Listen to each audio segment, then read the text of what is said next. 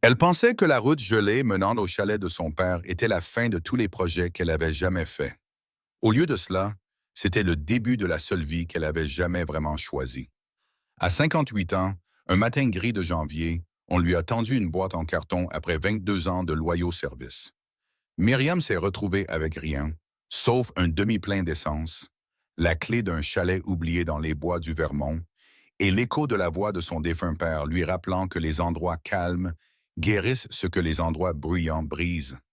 Ce que son ancien employeur ignorait, ce que Myriam elle-même était sur le point de découvrir, c'est ce que lorsqu'on dépouille une femme qui a passé sa vie à être discrètement indispensable, on ne la brise pas. On retire simplement le poids qui la maintenait en place. 6 mois plus tard, quand le monde a retrouvé le chemin de ce chalet au bord du lac gelé, à la lisière de la forêt, ils n'ont pas trouvé une femme brisée attendant que quelqu'un vienne la chercher.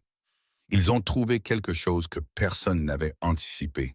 Une vie reconstruite entièrement à partir de zéro, une communauté forgée à partir de pertes partagées, et la réponse à la question qui avait glacé Myriam le tout premier soir. Pourquoi les lumières étaient-elles déjà allumées dans un chalet que personne n'avait touché depuis 2 ans? Voici l'histoire de Myriam.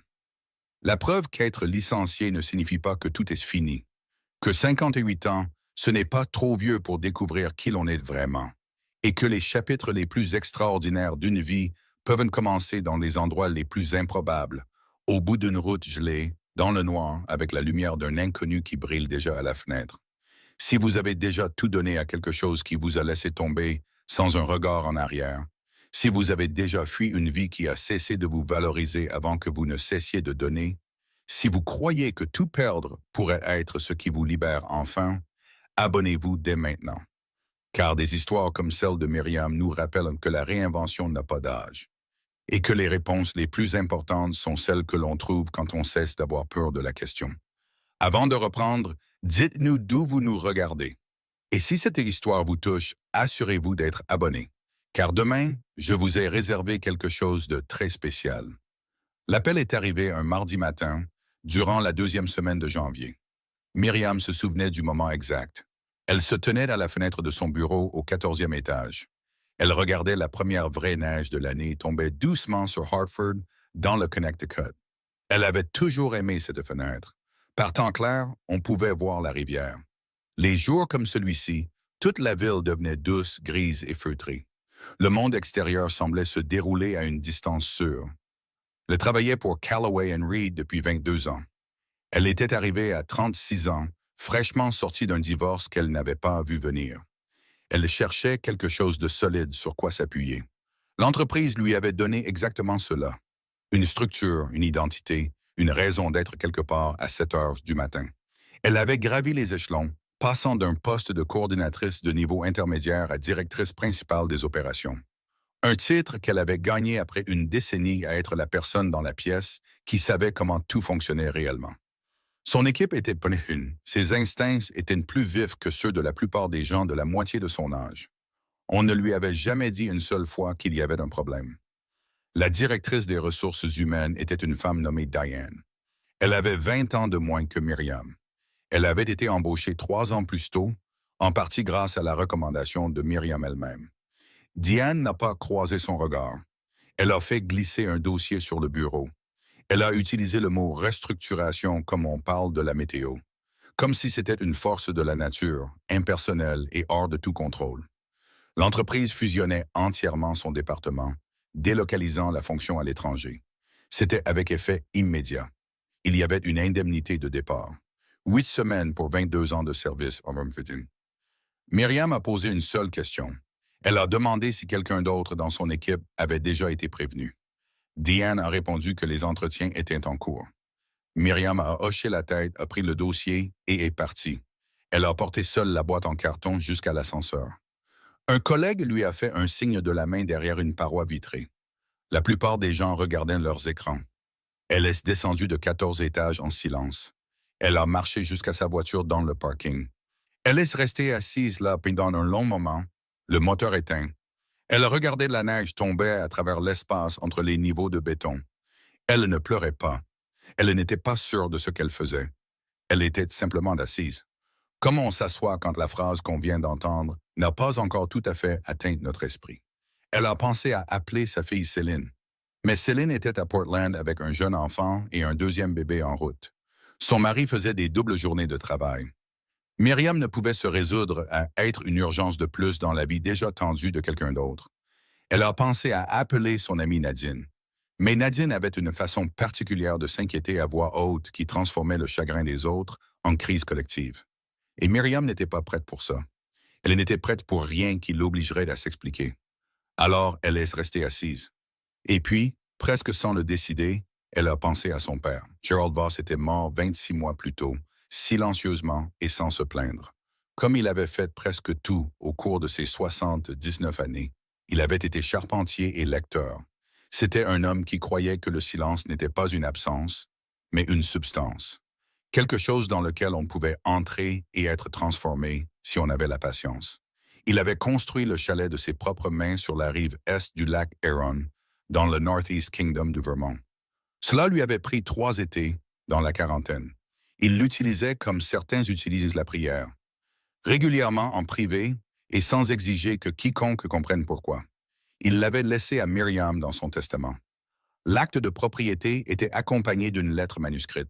Elle disait simplement « Tu as toujours su comment être immobile. C'est un endroit pour ça. » Elle n'y était pas retournée depuis les funérailles. Le chalet avait passé 2 hivers complets. Ses impôts étaient payés par virement automatique. Sa clé était sur son porte-clés.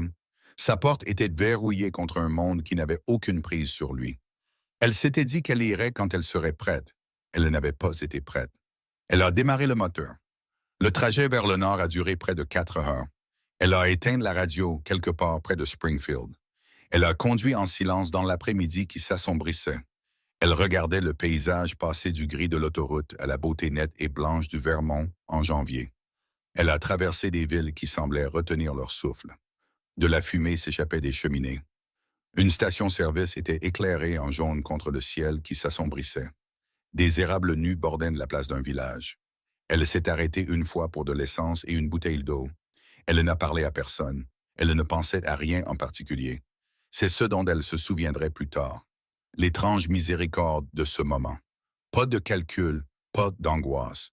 Juste le bourdonnement du moteur et les champs couverts de neige qui défilaient.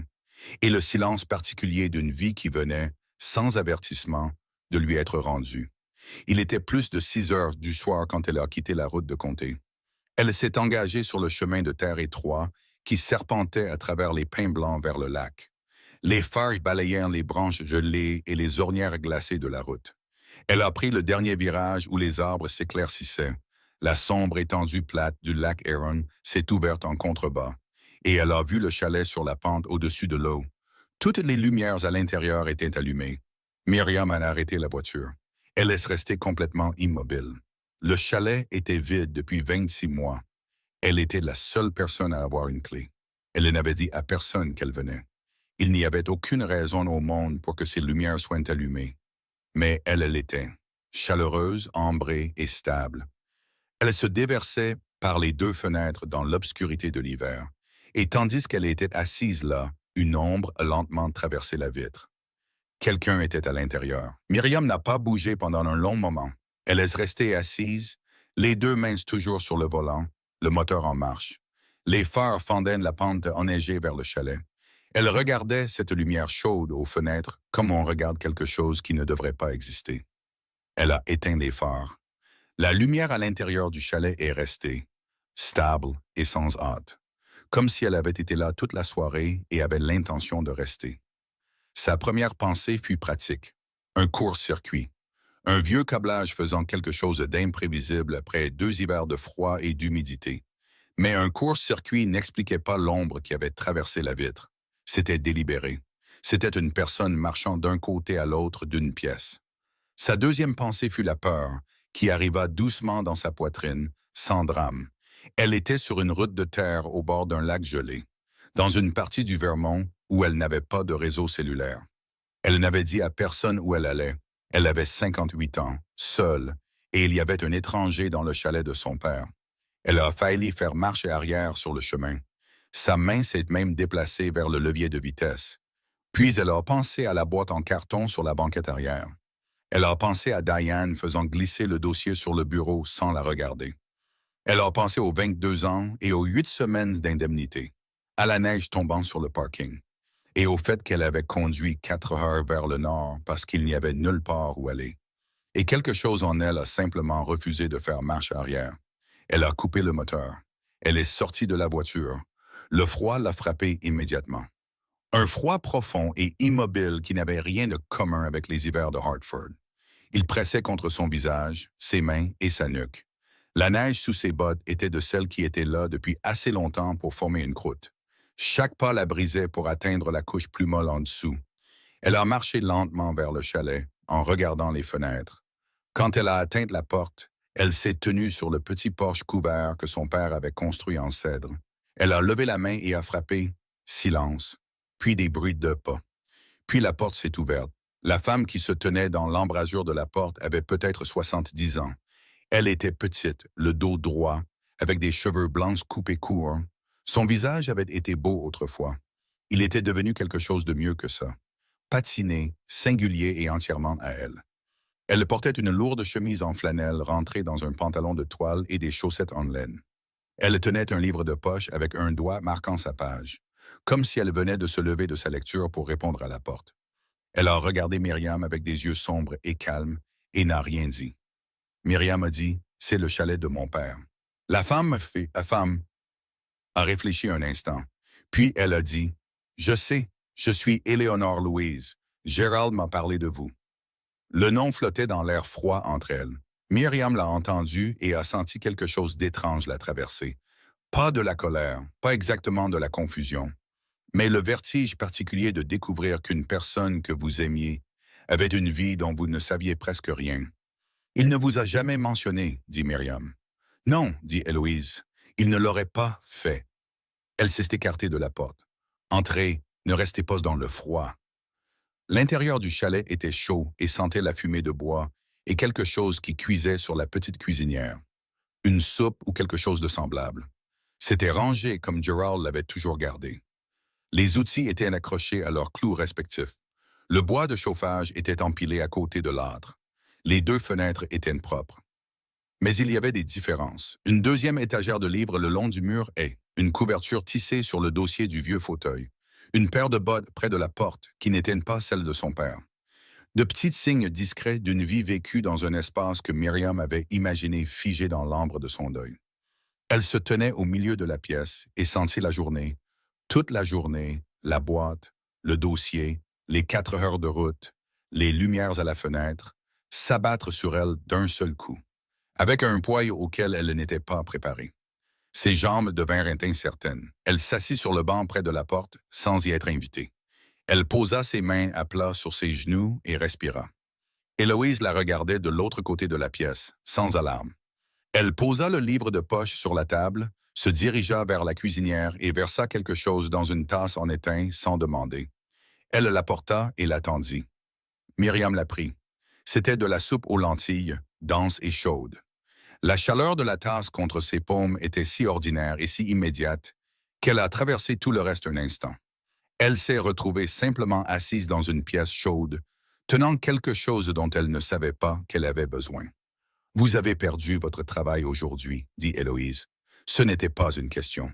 Myriam leva les yeux vers elle. « Comment pourriez-vous savoir ça? » Héloïse s'assit dans le fauteuil en face d'elle, sans se presser, et croisa les mains sur ses genoux. « Je ne le sais pas, dit-elle, mais vous êtes venu ici seul en janvier sans même un sac de course, et vous avez frappé à une porte que vous aviez tout à fait le droit de franchir.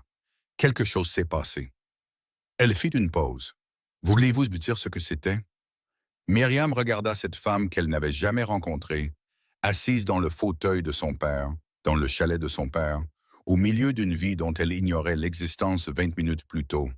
Elle sentit un rire monter dans tes derrière-poings dans sa gorge. Pas un rire heureux, mais un rire irréel, impuissant et réel. « Je ne sais même pas par où commencer, » dit-elle. « Ce n'est pas grave, » dit Héloïse. « Nous avons le temps. » Dehors, la neige avait recommencé à tomber, sans bruit, sur le lac gelé, sur les pins blancs, sur le petit chalet éclairé sur la pente où 2 femmes qui ne s'étaient jamais rencontrées commençaient, sans tout à fait le savoir encore, quelque chose qu'aucune d'elles n'aurait pu prédire. Myriam dormit cette première nuit sur le lit de camp étroit dans la pièce du fond, celle que son père avait toujours appelée la salle de lecture. Même si elle était à peine assez grande pour contenir le lit, une petite table et une lampe. Elle dormit dans ses vêtements, avec 2 couvertures de laine tirées sur elle. Elle se réveilla avant l'aube au son du feu qu'on attisait dans l'autre pièce et à l'odeur du café. Du vrai café. Celui qui avait été moulu à la main et qui reposait dans un bocal sur l'étagère au-dessus de la cuisinière. Elle resta immobile un instant et écouta les bruits de quelqu'un d'autre existant dans la pièce voisine. Elle ressentit quelque chose qu'elle ne put nommer immédiatement. Ce n'était pas exactement du réconfort. C'était plus proche du sentiment de réaliser qu'on avait retenu sa respiration pendant très longtemps sans le savoir. Elle se leva. Héloïse était à la petite table, les mains enroulées autour d'une tasse et le livre de poche ouvert devant elle. Elle leva les yeux quand Myriam apparut dans l'embrasure de la porte, avec l'expression d'une personne qui n'est pas surprise par grand-chose. Elle versa une deuxième tasse sans qu'on le lui demande, la fit glisser sur la table et retourna à son livre. Elles ne parlèrent pas tout de suite. Myriam s'assit avec le café et regarda par la fenêtre le lac. Dans l'obscurité matinale, c'était une surface grise et plate, parfaitement immobile, bordée par la rive enneigée et les arbres nus. Alors que la lumière montait lentement de l'est, le gris s'éclaircit en argent. Puis l'argent capta quelque chose et toute la surface du lac vira imperceptiblement au bleu. Myriam avait oublié cela. Elle avait oublié que la lumière ici faisait des choses qu'elle n'avait jamais vues ailleurs. Son père avait essayé de le décrire une fois, assis dans ce même fauteuil. Elle avait hoché la tête sans vraiment écouter parce qu'elle avait la quarantaine. Elle était fatiguée et il y avait toujours un autre endroit où être. Elle ressentait cette inattention maintenant comme une forme spécifique de perte. Il venait ici chaque octobre, dit Héloïse sans lever les yeux de son livre, et chaque mars, pendant 12 ans. Myriam se détourna de la fenêtre. Vous le connaissiez depuis 12 ans. Nous nous sommes rencontrés à la bibliothèque de Hadley Falls. Il est entré en cherchant un livre sur la charpenterie en bois. J'étais la bibliothécaire. Elle tourna une page. Il était la seule personne qui ait jamais rendu des livres en avance. Myriam faillit sourire. Ça lui ressemble tout à fait. Il parlait de vous, dit Héloïse. Plus qu'il ne vous l'a probablement dit. Elle leva les yeux alors, directement. Il était fier de vous. Il ne savait juste pas toujours comment le dire d'une manière qui soit bien reçue. Myriam baissa les yeux sur sa tasse. Il y avait des choses dans cette phrase qu'elle n'était pas prête à ouvrir encore. Alors elle les mit de côté comme on met de côté une lettre qu'on sait importante mais qu'on ne peut pas affronter avant d'avoir assez dormi. « Depuis combien de temps restez-vous ici ?» demanda-t-elle. « 3 semaines, dit Héloïse. J'avais besoin d'un endroit calme. Gerald disait toujours que j'étais la bienvenue à tout moment. » Elle fit une pause. « Je ne pensais pas que quelqu'un viendrait. »« Moi non plus, dit Myriam, jusqu'à hier. » Après le petit déjeuner, qui était du porridge cuit sur la cuisinière avec des pommes séchées qu'Héloïse avait apportées dans un sac en tissu d'une ville que Myriam ne connaissait pas, elles ne parlèrent pas beaucoup plus. Héloïse lisait. Myriam s'assit dans le fauteuil de son père et regarda la pièce avec l'attention particulière de quelqu'un qui voit quelque chose pour la première et la dernière fois simultanément. Puis elle mit son manteau et sortit. Le froid était vif et pur. La neige autour du chalet était immaculée, à l'exception des traces de quelque chose de petit, un lapin peut-être, ou un renard, qui s'était approché du porche dans la nuit, puis avait changé d'avis. Myriam descendit vers le lac le long du sentier que son père avait tassé au fil des ans. Elle se tint au bord, là où l'eau gelée commençait, et regarda la surface. Le soleil du matin était encore bas. Il arrivait en biais sur la glace et transformait brièvement tout sur son passage en or. Elle inspira une fois, lentement. Puis elle se retourna et regarda le chalet de l'extérieur, le regarda vraiment. Comme elle ne s'était pas autorisée à le faire depuis les funérailles, quand le regarder trop longtemps lui avait semblé être quelque chose qu'elle ne pouvait pas se permettre. Le porche en cèdre, légèrement patiné mais solide. La cheminée en pierre que son père avait construite lui-même, une rangée à la fois pendant 2 étés dans sa soixantaine. Le petit bûcher à gauche contenant encore une pile descente, ce qui signifiait qu'Héloïse n'avait pas chômé. Les potagers le long du mur sud, gelés maintenant mais bordés des pierres plates que son père avait ramenées de la rive du lac des années auparavant, une par une, sans raison pratique, sauf qu'il aimait leur apparence. Il avait construit cet endroit à partir de rien. Il en avait fait quelque chose qui lui a survécu. Myriam se tenait dans la lumière froide du matin et sentit quelque chose changer en elle. Pas encore de l'espoir. Il était trop tôt, elle était trop fatiguée, l'indemnité était de 8 semaines et elle n'avait aucun plan. Mais quelque chose de plus silencieux que l'espoir et peut-être plus durable. Une question se formait là où il n'y avait eu que du poids. Elle avait 22 ans d'expérience dans le fonctionnement de systèmes complexes. Elle avait un esprit qui trouvait l'ordre dans le chaos et ses mains n'avaient jamais eu peur du travail. Elle n'avait nulle part où aller, rien à protéger, et un chalet au bord d'un lac gelé que son père lui avait laissé avec une lettre qui disait « C'est un endroit pour l'immobilité ». Peut-être que l'immobilité n'était pas la fin de quelque chose. Peut-être était-ce la condition requise pour que quelque chose d'autre commence. Elle rentra, se versa plus de café et s'assit à la table en face d'Héloïse. « Parlez-moi du bûcher, dit-elle. Qu'y a-t-il à faire ?» Héloïse leva les yeux de son livre. Quelque chose dans son expression changea, à peine perceptible, comme le lac passant de l'argent au bleu dans la lumière matinale. Elle ferma le livre. « Pas mal de choses, dit-elle. Par où voudriez-vous commencer? » Février dans le Northeast Kingdom n'est pas tant une saison qu'un argument. Il argumente contre la chaleur, contre le mouvement, contre l'hypothèse humaine de base que les conditions vont s'améliorer. La neige tombée en janvier n'avait pas fondu.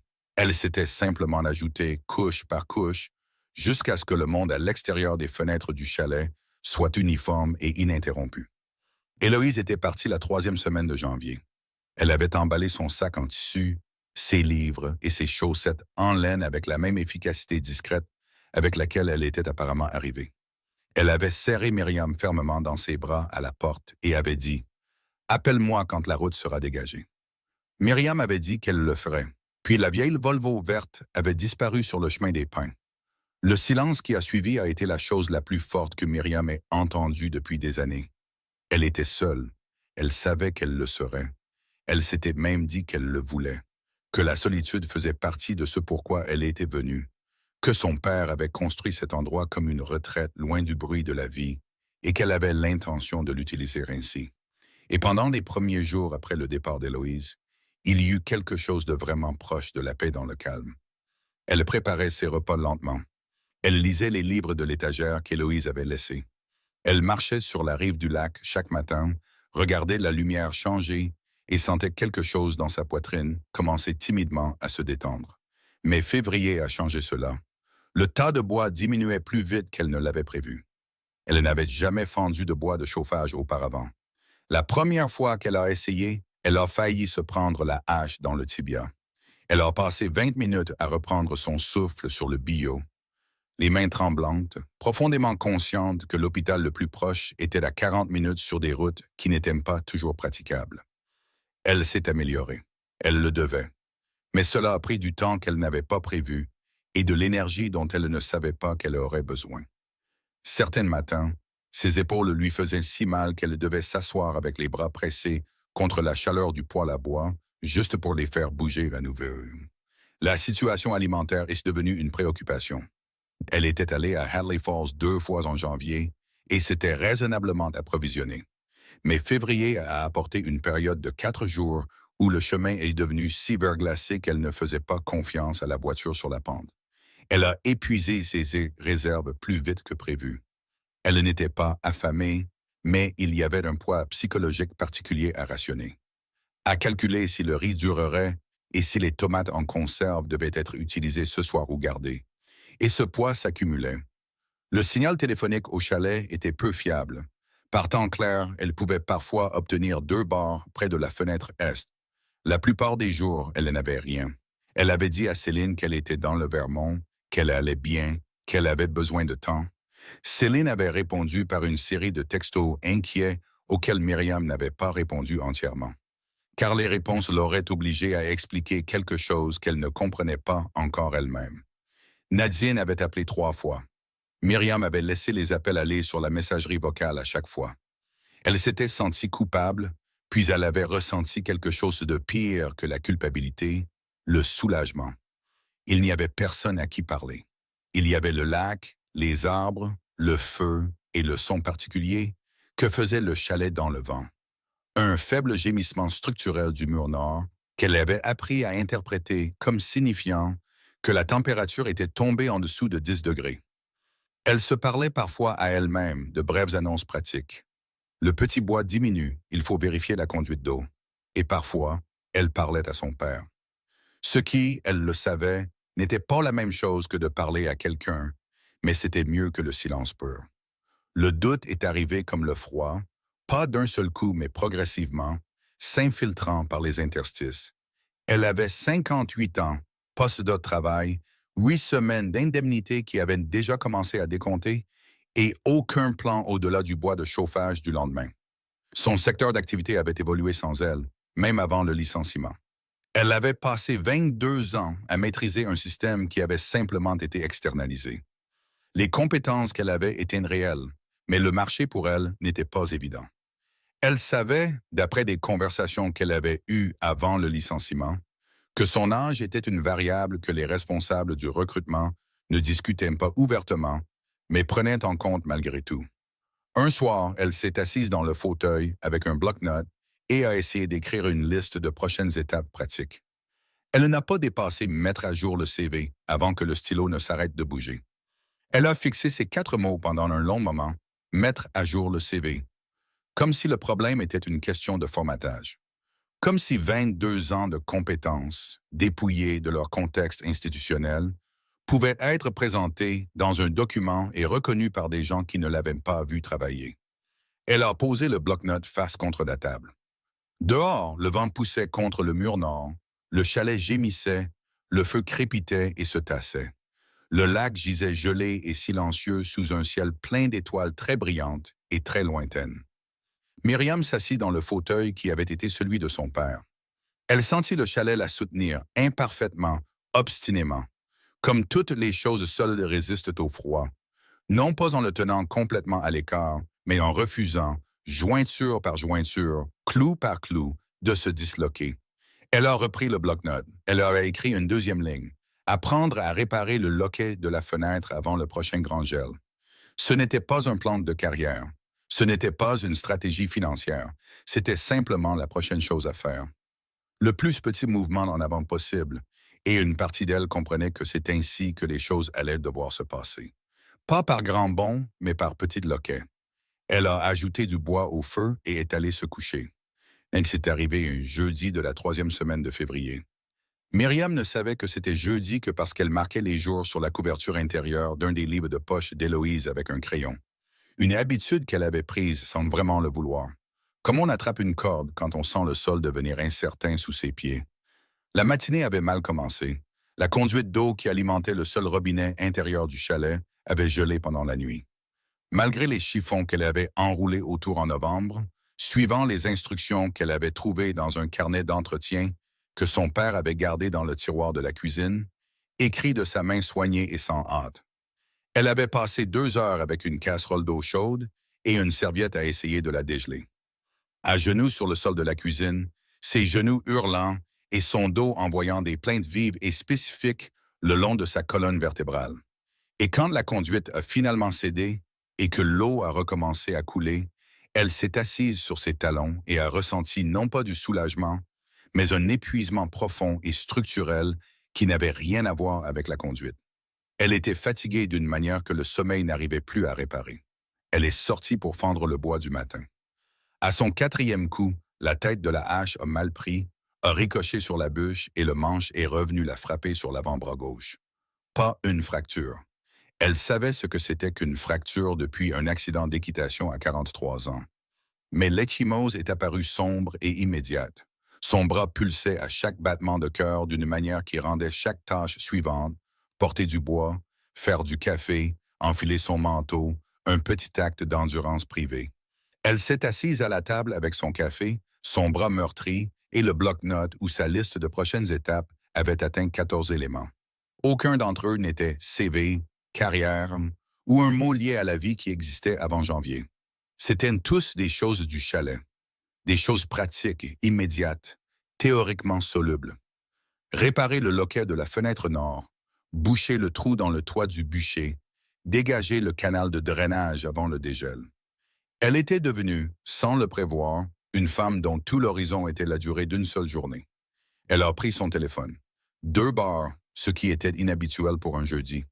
Elle a ouvert ses emails pour la première fois en 11 jours et les a regardés se charger avec l'appréhension particulière de quelqu'un qui soupçonne que les nouvelles ne sont pas bonnes et sait que ne pas vérifier ne les a pas améliorées. Il y avait 4 emails de recruteurs. Elle avait envoyé son CV la première semaine de février, pendant une brève période d'énergie pratique qui avait semblé à l'époque être un élan. Elle a lu les réponses lentement. 2 étaient des rejets automatiques, polis et identiques.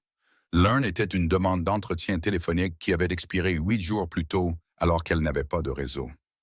Le quatrième venait d'un contact dans une entreprise de Boston qui la connaissait depuis 15 ans. Il écrivait avec une douceur qui était en quelque sorte pire que la franchise. Que le poste pour lequel elle avait postulé avait été pourvu en interne. Que le marché pour son profil particulier était franchement assez compétitif en ce moment. Et avait-elle envisagé de devenir consultante? Myriam a posé le téléphone face contre la table. Elle laisse rester assise avec le bras meurtri, le café qui refroidissait, le feu qui avait besoin de plus de bois et la fenêtre nord qui laissait passer un fin courant d'air persistant. Elle a senti quelque chose qu'elle avait réussi à fuir depuis janvier la rattraper enfin. Pas exactement du chagrin, quelque chose en dessous du chagrin, quelque chose qui n'avait pas de nom propre, mais qui ressemblait à la solitude spécifique d'être capable et invisible simultanément, d'avoir passé 22 ans à être la personne qui faisait fonctionner les choses et de découvrir que la preuve de cela était entièrement interne, détenue uniquement par elle. Invérifiable pour quiconque n'avait pas été dans la pièce. Elle a pensé à Céline. Elle a pensé à ce que sa fille avait dit lors du bref et inconfortable appel téléphonique après le licenciement, que c'était peut-être une opportunité. Sur le ton que les gens utilisent quand ils veulent dire quelque chose de gentil et ne savent pas comment. Elle a pensé aux 14 éléments de sa liste, à la conduite gelée, à l'échymose sur son bras et au recruteur qui avait suggéré de devenir consultante comme si c'était un projet de vie et non une réorientation polie. Elle a pensé, qu'est-ce que je fais vraiment ici? Préparer et raconter cette histoire nous a pris beaucoup de temps. Alors si vous l'appréciez, abonnez-vous à notre chaîne. Cela compte beaucoup pour nous. Maintenant, retournons à l'histoire. La question flottait dans l'air froid de la cuisine et ne trouvait pas de réponse. Elle était venue ici parce qu'il n'y avait nulle part ailleurs où aller. Elle était restée parce que partir aurait été admettre ce qu'elle n'était pas prête à admettre. Elle avait réparé des loquets, fendu du bois, rationné du riz et parlé au fauteuil vide de son père. Elle s'était dit que c'était utile, que l'immobilité agissait sur elle de manière qu'elle ne pouvait pas encore voir. Mais assise ici maintenant, le bras palpitant, le feu mourant et 2 barres de réseau lui montrant clairement ce que le monde extérieur pensait de ses perspectives, elle ne pouvait pas retrouver le fil de l'utilité qui lui avait semblé si réel 3 semaines plus tôt. Elle avait 58 ans. Elle était seule dans un chalet en février, avec 14 éléments sur une liste, nulle part où aller, personne ne l'attendant, et une ecchymose sur le bras qui n'était la faute de personne et ne concernait personne. Elle a posé sa tête sur la table. Pas de façon dramatique, pas comme dans les films. Juste tranquillement. Comme on pose enfin quelque chose après l'avoir porté plus longtemps qu'on aurait dû. Elle a pressé son front contre la surface fraîche du bois, a fermé les yeux et s'est laissé être, pendant quelques minutes, complètement sans plan, sans raison, sans la performance de faire face qu'elle avait maintenue pour elle-même, seule, pendant 7 semaines. Elle est restée comme ça pendant un long moment. Quand elle a finalement relevé la tête, le feu s'était réduit à des braises, la cuisine était froide, les 2 barres de réseau avaient de nouveau disparu et le lac à l'extérieur de la fenêtre était plat, blanc et indifférent. Elle l'a regardé pendant un long moment. Puis elle s'est levée et a mis du bois sur le feu. Pas parce qu'elle avait un plan, pas parce que l'épuisement s'était dissipé, ou que l'ecchymose avait cessé de faire mal, ou que l'email du recruteur s'était en quelque sorte désenvoyé. Elle s'est levée parce que l'alternative était de laisser le feu s'éteindre. Et une partie d'elle, profondément ancrée et apparemment non négociable, n'était pas prête à faire ça. Elle s'est tenue à la fenêtre pendant que le feu prenait derrière elle. Elle a regardé le lac et a senti le froid traverser la vitre. Elle a pensé à son père, debout à cette même fenêtre dans sa soixantaine, dans sa soixante-dizaine. Debout ici seul et choisissant apparemment matin après matin de rester. Elle ne lui avait jamais demandé pourquoi. Elle aurait aimé l'avoir fait maintenant, mais elle commençait, pensait-elle, à comprendre la réponse. Le dégel est arrivé la première semaine de mars, pas d'un seul coup, mais par étapes, comme la plupart des vrais changements. Un jour où la température a grimpé au-dessus de zéro pour la première fois en 6 semaines, puis 2 jours de grand froid à nouveau. Puis un matin où Myriam est descendue au bord du lac et a trouvé que la glace le long des bords s'était retirée de la rive de 3 pouces, laissant une étroite bande d'eau noire libre qui reflétait le ciel avec une clarté qui l'a arrêtée net. Elle est restée là et l'a regardée pendant un long moment. Elle était sortie tous les matins depuis le jeudi où elle avait posé sa tête sur la table. Pas parce qu'elle avait résolu quoi que ce soit cet après-midi-là. Pas parce qu'un interrupteur interne avait été actionné et que le doute s'était dissipé. Mais parce qu'elle avait remarqué dans les jours qui ont suivi que les matins où elle sortait avant de faire quoi que ce soit d'autre étaient les matins où elle fonctionnait mieux. Ce n'était pas une révélation. C'était plutôt un petit fait vérifiable qu'elle avait accumulé par la répétition. Comme on apprend à reconnaître les craquements en vivant quelque part assez longtemps. L'eau libre au bord du lac était le premier vrai signe du printemps. Cela a desserré quelque chose dans sa poitrine qui était tendue depuis janvier. Elle est retournée au chalet et l'a regardé comme elle avait appris à regarder les choses ici. Non pas pour ce qu'elles étaient, mais pour ce qu'elles pouvaient devenir avec de l'attention, du travail et la volonté de se tromper les premières fois. Le chalet lui-même était solide. Son père avait construit avec soin et la structure était bonne. Mais il y avait des choses qu'elle avait notées dans les marges de son carnet depuis des semaines sans agir. Des endroits où la structure avait été négligée, non par négligence, mais simplement parce que son père avait 79 ans et travaillait seul. Les potagers orientés au sud furent la première chose qu'elle aborda correctement. Elle les regardait depuis son arrivée. Les pierres plates de la rive du lac que son père avait posées comme bordure. Le sol gelé à l'intérieur, les restes de la croissance de l'année précédente, encore debout en tiges cassantes. Elle a passé 3 jours à les défricher entièrement. C'était un travail lent car le sol était encore partiellement gelé. Ses outils étaient une bêche et une fourche qu'elle a trouvées dans le bûcher et ses 2 propres mains.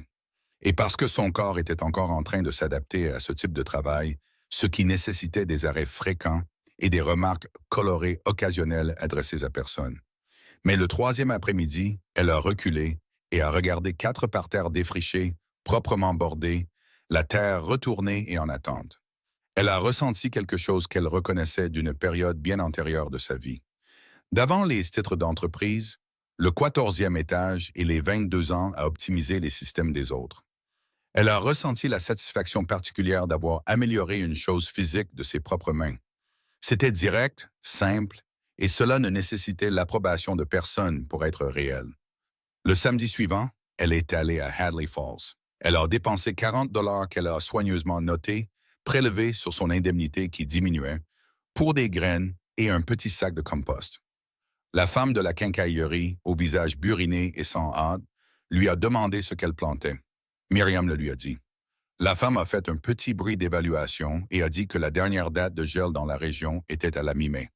Elle lui a dit de ne pas laisser cela l'empêcher de commencer à l'intérieur. Myriam a dit qu'elle ne le ferait pas. Elle est retournée au chalet avec les graines sur le siège passager, se sentant absurdement comme si on lui avait donné la permission de faire quelque chose. Elle a commencé les semis sur le rebord de la fenêtre dans des gobelets en papier qu'elle avait gardés du fond d'une boîte de rangement. Des tomates, du chou frisé, 2 variétés de laitue, des herbes qu'elle avait toujours achetées en petits paquets en plastique au Whole Foods de Hartford et n'avait jamais envisagé de cultiver. Elle a étiqueté chaque gobelet dans le carnet d'entretien de son père avec un crayon, comme il avait tout étiqueté, de manière soignée et spécifique. Elle les a placés à la fenêtre sud où la lumière était la plus forte. Elle les vérifiait chaque matin comme on vérifie quelque chose dont on a décidé de prendre soin. Le loquet de la fenêtre qu'elle avait repoussé depuis février lui a pris un après-midi, 4 tentatives et un voyage au bûcher pour trouver la bonne taille de vis. Quand il a finalement pris et tenu, elle l'a ouvert et fermé 6 fois de suite, juste pour sentir la solidité nette de la chose qui fonctionnait correctement. C'était un loquet. Ce n'était pas une carrière, mais c'était quelque chose qu'elle avait identifié comme cassé et rendu fonctionnel avec sa propre évaluation et ses propres mains, sans l'aide de personne. Et dans l'économie de cet hiver particulier, cela comptait plus que ce à quoi il avait droit. Elle a commencé à se déplacer différemment dans le chalet. Moins comme une invitée, moins comme une femme se mettant à l'abri. Plus comme quelqu'un qui y vivait, avait l'intention de continuer à y vivre, avait des responsabilités et voulait bien les faire. Elle a appelé Héloïse depuis la fenêtre et un dimanche après-midi où le signal tenait bon. La glace se retire, a-t-elle dit quand Héloïse a décroché. Elle le fait toujours, a dit Héloïse. Comment vas-tu? Myriam a regardé le lac, la bande d'eau libre qui s'élargissait le long de la rive proche, la lumière qui arrivait basse et dorée sur la surface. J'ai réparé le loquet de la fenêtre, a-t-elle dit. Il y eut une brève pause, puis Héloïse a dit avec la chaleur particulière de quelqu'un qui comprenait exactement ce que cela signifiait. Bien. C'est la 2e semaine d'avril que la voiture est apparue en haut du chemin des Pins. Myriam l'a entendue avant de la voir. Le bruit d'un moteur naviguant prudemment dans les ornières, comme les gens conduisent quand ils ne sont pas sûrs de la route et encore moins de leur accueil. Elle était à genoux dans les potagers, incorporant du compost dans le sol autour des plantes de tomates qu'elle avait transplantées la semaine précédente, après la dernière date de gel. Elle s'est assise sur ses talons et a regardé la berline noire descendre lentement la pente et se garer près du bûcher. L'homme qui est sorti s'appelait Richard Calloway. Il avait 63 ans, les cheveux argentés. Il avait cette allure particulière de quelqu'un habitué à ce que les pièces se taisent quand il entre. Il portait une veste de marque qui semblait neuve et des bottes qui n'avaient jamais vu la boue. Il se tenait à côté de sa voiture et regardait autour de lui. Le chalet, les parterres défrichés, la fontaine que Myriam avait construite le long du mur sud en utilisant un vieux tuyau de cuivre et un bassin en pierre récupéré que son père avait gardé dans le bûcher pendant 20 ans sans but apparent. Il a regardé tout cela avec l'expression d'un homme dont les attentes ont été tranquillement et complètement bouleversées. Myriam ne s'est pas levée immédiatement. Elle a fini de tasser le compost autour de la base du plant de tomates sur lequel elle travaillait. Puis elle a essuyé ses mains sur son pantalon et s'est levée lentement, consciente de ses genoux et pas particulièrement préoccupée par l'apparence que cela donnait. « Richard, dit-elle. Myriam. » Il s'est approché d'elle, les mains dans les poches de sa veste, observant toujours la propriété. « Votre amie, la bibliothécaire Héloïse, elle m'a dit où vous étiez. J'espère que ça ne vous dérange pas. »« J'en parlerai à Héloïse, » dit Myriam agréablement. Il s'est arrêté à quelques mètres d'elle et l'a regardée comme les gens regardent quand ils essaient de concilier ce qu'ils attendaient avec ce qu'ils voient réellement. Elle savait ce qu'ils voyaient. Elle était plus mince qu'à Hartford, ses cheveux plus longs et attachés de manière pratique, son visage buriné d'une manière que 11 ans derrière un bureau n'avaient pas produite. Elle portait la vieille veste de travail en toile de son père par-dessus une chemise en flanelle. Ses bottes étaient celles qu'elle avait achetées à la quincaillerie de Hadley Falls en février pour 42 $, et elles étaient complètement usées. Elle ressemblait, soupçonnait-elle, un rien à la directrice principale des opérations qui avait porté une boîte en carton à l'ascenseur en janvier. « Cet endroit est remarquable, » a dit Richard. Il a fait un geste vers la fontaine, vers les parterres. « Avez-vous fait tout cela vous-même? » « La plupart, » a dit Myriam. « Héloïse a aidé avec le bassin en pierre avant que le sol ne gèle. » Il a secoué la tête lentement, comme les gens le font quand ils essaient de gagner du temps. « Myriam, je vous dois des excuses. La restructuration, la façon dont cela a été géré, ce n'était pas correct. Vous méritiez mieux que ce que Diane vous a donné dans cette pièce. » Myriam le regarda d'un air impassible. Elle avait pensé à cette conversation, ou à une version de celle-ci, pendant les longues soirées calmes de février. Elle avait imaginé se sentir vengée, en colère ou reconnaissante jusqu'aux larmes. Elle ne ressentait rien de tout cela. Elle ressentait quelque chose de plus proche du léger intérêt qu'elle éprouvait lorsqu'elle remarquait quelque chose d'inattendu dans le jardin. Curieuse, mais pas déstabilisée. « Que voulez-vous, Richard ?» dit-elle. Il se redressa légèrement. « Nous reconstruisons la fonction des opérations en interne cette fois. Et franchement, les 3 derniers mois ont très clairement démontré ce que nous avons perdu en vous perdant. » Il fit une pause. Je veux vous offrir de reprendre le poste. Titre restructuré, meilleure rémunération qu'avant, tous les avantages sociaux rétablis. Le lac était derrière elle. La lumière sur l'eau en milieu de matinée était celle qu'elle en était venue à considérer comme spécifiquement sienne. Comme les gens revendiquent un temps particulier ou des heures particulières de la journée. Un couple de plongeons était revenu sur l'heure la semaine précédente et elle pouvait en entendre un maintenant. Son cri traversait la distance avec la clarté nette et irréductible d'une chose qui savait exactement où elle était. Elle a pensé au matin où elle avait conduit vers le nord en silence avec la boîte en carton sur la banquette arrière. Elle a pensé à la conduite gelée, aux manches de la hache, aux 14 éléments de la liste et au jeudi où elle avait posé sa tête sur la table. Elle a pensé aux graines sur le rebord de la fenêtre dans des gobelets en papier, au loquet qui avait finalement tenu et à l'eau libre apparaissant au bord du lac le premier matin du dégel, se retirant pour lui montrer quelque chose de solide en dessous. Non, dit-elle. Richard cligna des yeux. Myriam, la compensation à elle seule, il ne s'agit pas de la compensation. Elle le dit sans animosité. Richard, regarde ce que j'ai construit ici. Il regarda. Elle le laissa regarder un long moment. Les parterres, la fontaine, le chalet que son père avait fait à partir de rien et le lac au-delà, clair et large dans la lumière d'avril. J'ai construit ça parce que j'ai décidé de le faire, dit-elle. Pas parce qu'une description de poste me le dit. Pas parce que quelqu'un au-dessus de moi en avait besoin. Parce que j'ai regardé quelque chose de cassé, j'ai compris comment le faire fonctionner, et puis je l'ai fait. Elle fit une pause. J'ai passé 22 ans à faire ça pour Callaway Reed, et l'entreprise m'a restructuré avec un préavis de 8 semaines sans un regard en arrière. Richard ouvrit la bouche. Je n'ai pas fini, dit-elle, et il la ferma. Vous êtes venu ici parce que vous avez réalisé ce que vous aviez perdu. Mais ce que vous avez perdu, ce n'est pas une directrice principale des opérations. Ce que vous avez perdu, c'est quelqu'un qui se souciait plus du travail que du titre, qui arrivait tôt et restait tard, qui formait des gens qui étaient promus avant elle, sans jamais rendre les choses difficiles. Cette personne était invisible pour vous jusqu'à ce qu'elle soit partie. Elle le regarda fixement. Je n'ai pas besoin de retourner dans un endroit où j'étais invisible.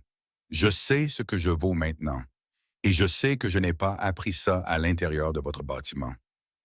Richard se tenait dans la boue avec ses bottes propres et ne dit rien pendant un long moment. Il paraissait plus âgé que lorsqu'il était sorti de la voiture. « Y a-t-il quelque chose que je puisse faire ?» dit-il finalement. C'était une question plus modeste que toutes celles avec lesquelles il était arrivé, et c'était la chose la plus honnête qu'il ait dite. Myriam y réfléchit sincèrement. « Envoyez-moi une vraie lettre de recommandation, dit-elle. Une vraie, pas le formulaire standard. Si je décide de devenir consultante, j'aurai besoin de quelque chose qui dise ce que j'ai réellement fait là-bas. » Il hocha la tête. « Je peux faire ça. » Bien. Elle regarda vers sa voiture. « Vous devriez repartir avant que le chemin ne devienne mou. C'est ce qu'il fait l'après-midi maintenant que le gel est parti du sol. » Il retourna à la berline et elle le regarda partir. Avant de monter, il se retourna une fois et regarda de nouveau le chalet, les parterres et le lac derrière tout ça. Elle vit sur son visage quelque chose qu'elle reconnaissait parce qu'elle l'avait ressenti elle-même en janvier. L'expression spécifique d'une personne qui comprend trop tard et d'un seul coup ce qu'elle n'a pas su apprécier quand elle en avait l'occasion. Il remonta le chemin et le bruit du moteur s'estompa dans les pins et disparut. Myriam se retourna vers son jardin. Le plante de tomates dont elle s'occupait quand il est arrivé était toujours là. Petit, vert et totalement indifférent à tout cela. Elle s'agenouilla de nouveau dans la terre et se remit au travail. L'été est arrivé au lac Héron comme il l'avait toujours fait, sans hâte et généreux, remplissant les vides que l'hiver avait laissés avec de la verdure, de la chaleur et cette qualité de lumière particulière qui tombait sur l'eau pendant les longues soirées et donnait à tout l'air de valoir la peine d'être gardé. Le jardin de Myriam dépassait tout ce qu'elle avait prévu. Les tomates avaient dépassé le sommet de leur tuteur. Le chou frisé était dense et sombre et avait survécu à 2 fortes pluies et à une vague de froid tardive qui lui avait fait retenir son souffle pendant 3 jours avant que les plantes ne s'en remettent et continuent de pousser. Les herbes le long du mur sud avaient dépassé leurs limites de la manière joyeuse et sans complexe, des choses qui ont trouvé les bonnes conditions et ont l'intention d'en profiter au maximum. Elle avait ajouté 2 autres parterres en mai et un troisième en juin. Elle réfléchissait déjà à l'endroit où un quatrième pourrait aller avant le retour du gel. Héloïse était revenue en avril, une semaine après la visite de Richard, avec son sac en tissu, ses livres et une barquette de plantes de fraises qu'elle avait démarré dans son appartement à Hadley Falls. Elle n'avait pas demandé si elle était de la bienvenue. Elle était simplement arrivée et avait commencé à planter. Myriam l'avait regardée depuis le porche avec une tasse de café et avait ressenti la chaleur particulière d'une amitié qui avait sauté les étapes maladroites du début pour aller directement à la partie qui comptait. La première femme en dehors d'Héloïse est venue en mai. Elle s'appelait Constance, elle avait 61 ans, et elle était venue de Burlington après avoir lu un petit article dans le journal régional sur une femme qui avait passé l'hiver à reconstruire un chalet au bord d'un lac toute seule après avoir perdu son emploi. L'article avait été écrit à l'insu de Myriam par la femme de la quincaillerie de Hadley Falls, qui avait apparemment été plus attentive que Myriam ne le pensait lors de ce samedi de février avec les graines.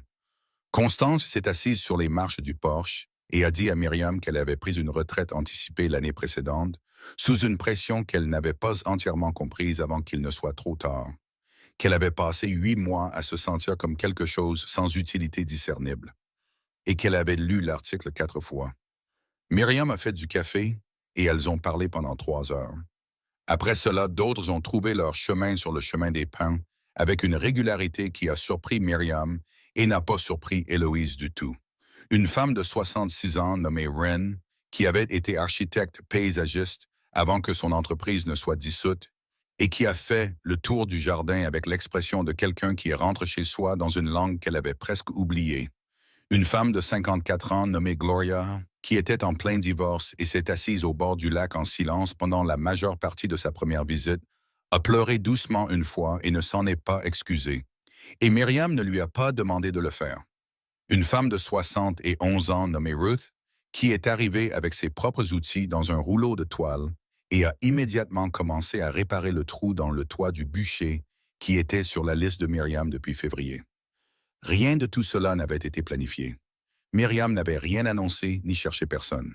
Elle avait simplement été là à faire le travail. Et les femmes étaient venues comme les plongeons étaient revenus au lac, parce que les conditions étaient bonnes et que quelque chose en elles l'avait reconnue. Au milieu de l'été, elles étaient 7 à venir régulièrement. Les longs samedis après-midi, elles travaillaient dans le jardin, le long de la rive ou sur ce dont le chalet avait besoin.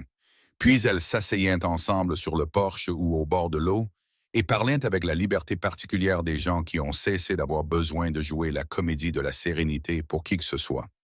Elles parlaient de ce qu'elles avaient perdu, de ce qu'elles avaient trouvé et de ce qu'elles cherchaient encore. Elles parlaient d'avoir 58, 60 et 1 et 71 ans dans un monde qui avait très clairement fait savoir qu'il considérait ces chiffres comme une forme de conclusion.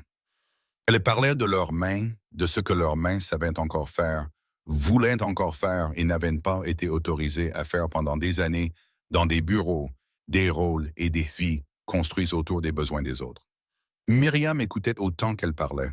Elle avait appris pendant l'hiver que l'écoute était une forme de travail à part entière, exigeant la même qualité d'attention qu'elle accordait au jardin. Patiente, spécifique et prête à attendre que la chose sous la surface se montre. Un soir de fin juillet, elle était assise avec Héloïse sur le quai que son père avait construit, les pieds suspendus au-dessus de l'eau calme, regardant la dernière lumière quitter le lac. « Sais-tu ce que tu vas faire? » dit Héloïse. « Avec tout ça, à long terme? » Myriam pensa à la lettre de recommandation de Richard, qui était arrivée en mai et qui avait été, sincèrement et sans jargon d'entreprise, le compte-rendu le plus précis de son travail qu'elle ait jamais lu. Elle pensa aux 3 demandes de consultation qu'elle avait reçues après la parution de l'article de journal. Elle avait répondu à 2 d'entre elles et l'une s'était transformée en un engagement à temps partiel qu'elle gérait depuis la fenêtresse.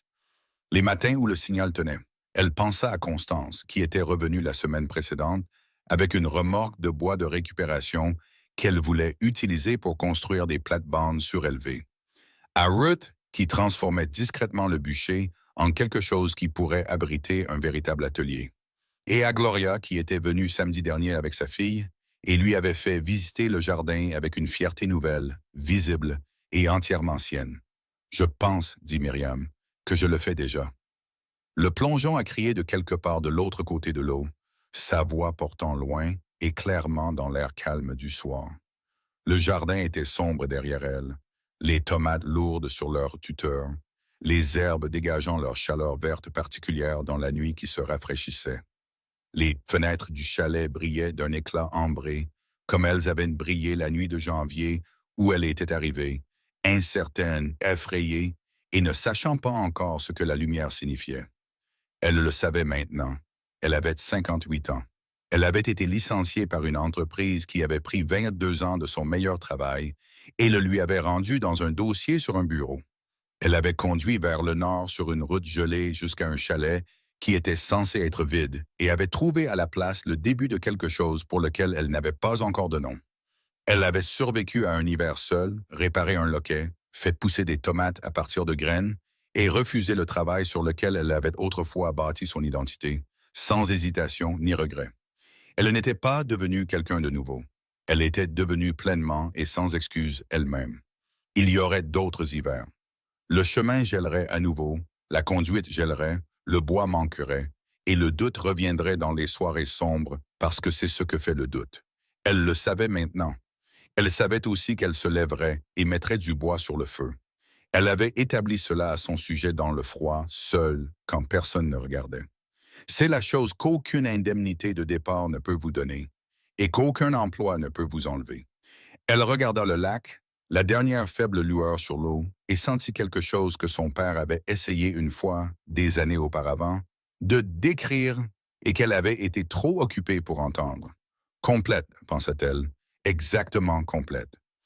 Si on vous a déjà tendu une boîte en carton et un au revoir poli après des années d'avoir tout donné, si vous avez déjà fui une vie qui a cessé de vous voir bien avant de vous laisser partir, si vous vous êtes déjà assis seul dans le froid en vous demandant s'il restait quelque chose de l'autre côté du nouveau départ, l'histoire de Myriam est pour vous.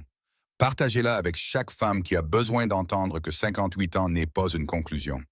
Que les choses que vous construisez de vos propres mains dans le calme et le froid sont les choses les plus réelles que vous ferez jamais. Que les lumières à la fenêtre n'ont jamais été l'œuvre de quelqu'un d'autre. Elles ont toujours été les vôtres, attendant que vous rentriez chez vous. C'est un endroit pour les gens qui savent que le travail le plus important commence au moment où vous cessez de laisser les autres définir ce que vous valez. Vous valez tout. Vous l'avez toujours valu. Vous aviez juste besoin d'un hiver pour le découvrir. À suivre, vous avez deux autres histoires exceptionnelles directement sur votre écran. Si celle-ci vous a plu, vous ne voudrez pas manquer les suivantes. Il suffit de cliquer pour les découvrir. Et n'oubliez pas de vous abonner et d'activer la cloche de notification pour ne manquer aucune de nos publications.